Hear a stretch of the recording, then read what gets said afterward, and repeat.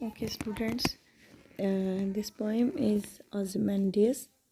It is written by Percy Bysshe Shelley.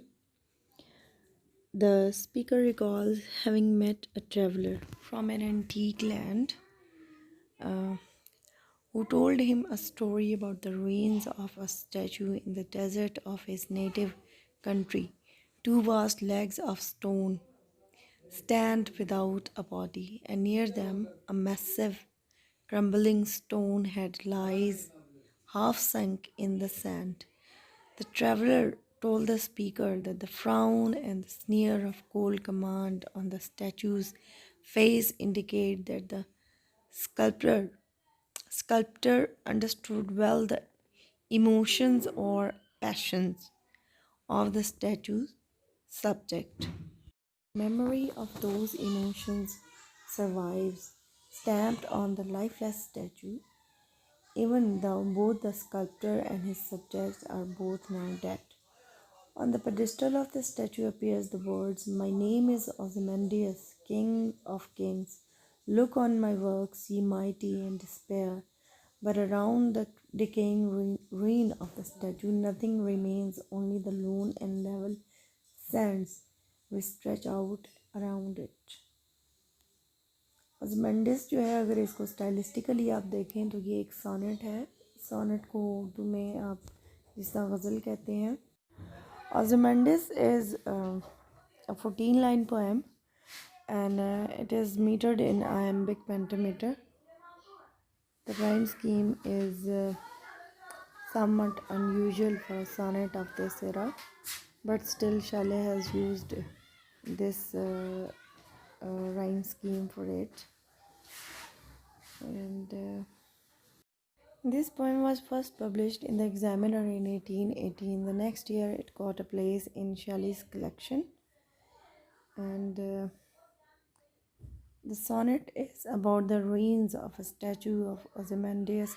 In quantity, Ozymandias was a Greek name for the ancient Egyptian pharaoh. And this poem is named after him, Ozymandias.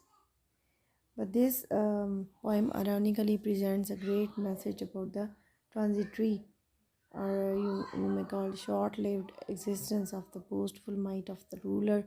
The king once enjoyed his commanding power, but time has brought its decay. Even his statue is now reduced to dust, but the head of the statue, which is half sunk in the sand, still expresses the passions of the ruler. So what remains alive is the sculptor's work of art. So the poet here highlights the mortality and inevitable decline of so-called mighty leaders and their false pride, in contrary to the immortality of certain works. I met a traveler from an antique land who said, the speaker of the poem once met a traveler from an antique land. Antique kadeem jo hoti hai. So the traveler was from a place with an ancient history like Rome, Greece, or ancient Egypt.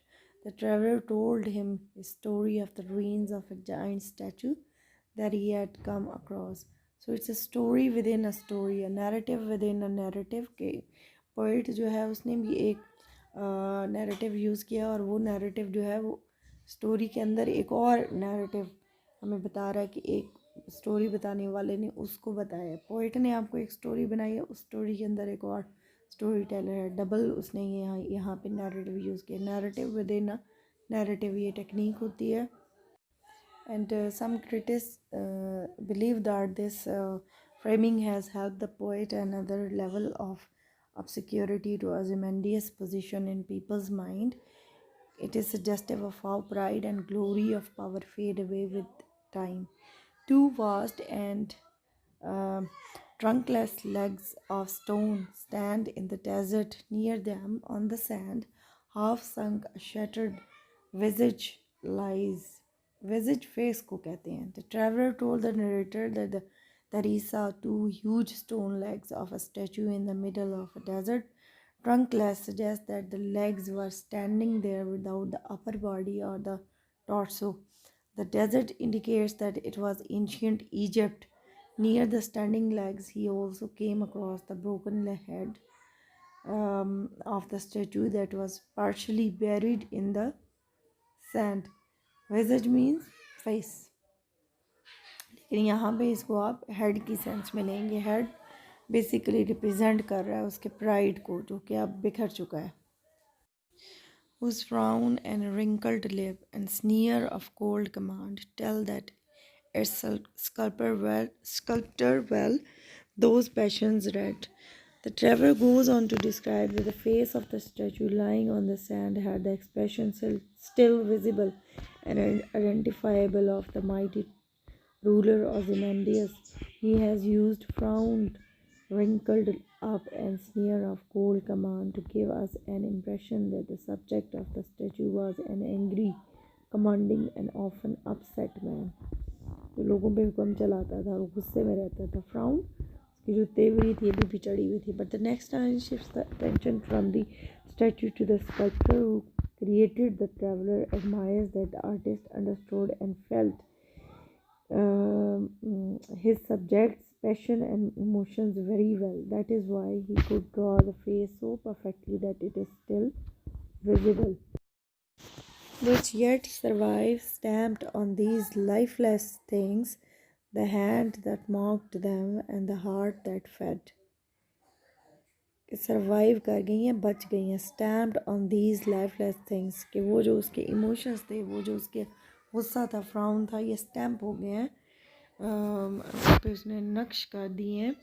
The hand that mock them, कि वो हाथ जो उनका मजाक उड़ाता था, उनको ख़त्म करने के अहकामात देता था. एंड हार्ट दैट फेड, और जिस दिल में उनके लिए नफरत थी, हकारत थी लोगों की. The man continues his praise for the sculptor. The words which yet survive implies the immortality of a work of art that the artist created. His creation is still alive on the otherwise lifeless stones. The sculptor's hand copied and portrayed his subject's passion. इसका double meaning है कि वो sculpture को बनाने वाले के hands, और दूसरा जो उसकी पैशन थी किंग का, वो भी उसमें नज़र आ रहा है. So that hand and the heart yet survive through this masterful creation. On the pedestal these words appear: My name is Ozymandias, King of Kings. Look on my works, ye mighty, and despair. Now again the poem shifts to the statue. The traveler quotes the words written on its pedestal. Pedestal जो उसके पाँव वाला जो जहाँ पे वो खड़ा हुआ था, वहाँ पे लिखा हुआ था, The inscription declares the name of the man. It's Ozymandias. He also regarded himself as the king of kings, के बादशाहों का बादशाह है. The ruler addresses others who think themselves powerful. Mighty का मतलब होता है powerful. To look at his works, to get their illusions shattered in despair, as you all shattered बिखर जाना, despair मायूसी. As you already know from the above section that this was the ancient Egyptian pharaoh, and his works might indicate the famous temples and statues he built. Here Ozymandias is giving a warning to the other king and rulers not to hope for much greatness, as they can never cross his achievements. उस जैसा बादशाह तो कोई हो ही नहीं सकता है. That certainly gives an impression of his proud and commanding nature, but ironical enough, his own statue is now grounded by the great force of nature. Nothing beside remains round the decay of that colossal wreck, boundless and bare. The lone and level sands stretch far away. And here comes the final words from the traveler on how there is nothing except those ruins and the sands all around. The colossal wreck hints at how the gigantic statue and his high-flying passions attached to it are all dusted now. The boundless and bare, उसकी कोई boundary नहीं है, and the lone and level sands stretching far away symbolizes the vastness of time. किस तरह से उसकी पूरी जो एग्जिस्टेंस थी वो बिखर गई है, and it is nowhere, shattered हो चुका है. उसका सर कहीं है, उसका धड़ कहीं है, nothing is united in its own existence and it is gone. So यहाँ पे पोइट ने ये चीज़ बड़ी वाज़े एक्सप्लेन की है that we the human beings are very little creatures in this vast passage of time. Our pride and might will eventually disappear, but what remains immortal is the work of art. These last lines suggest the central theme of the sonnet.